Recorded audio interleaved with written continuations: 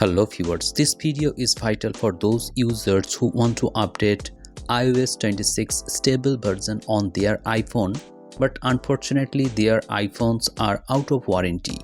I have updated my iPhone 14 to the latest version of iPadOS 26. Many new features have been added, but sadly I must say that after this update I am facing heating issue on my iPhone 14. Last year when iOS 16 was launched, I updated my iPhone 13 to the latest version, and after that my iPhone 13's screen got black. As my iPhone 13 was out of warranty, I did not get free screen replacement. After that I replaced the screen from a local shop, and after that when I updated again to the latest version iOS 16.5, my iPhone 13 got motherboard issue. This time also I am facing excessive heat at the back. I don't know what will happen to my iPhone 14. Will it get screen problem or not? The time will tell. So if you don't want any issue, don't update right now. Wait for a few days. See the review videos on YouTube and only then make the decision of updating to the latest version if your iPhone is out of warranty.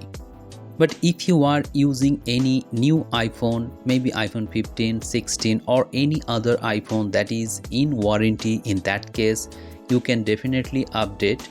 But there is a risk of screen burn or screen issue, so nobody can tell whether that update will bring any issue or not.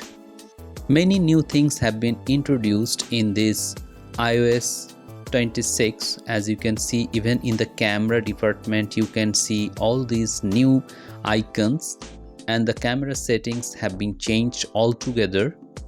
New animations and new look is giving a very good feeling while using iPhone, but there is a risk of updating to the latest version due to green screen issue or any other screen flickering issue, sometimes motherboard issue.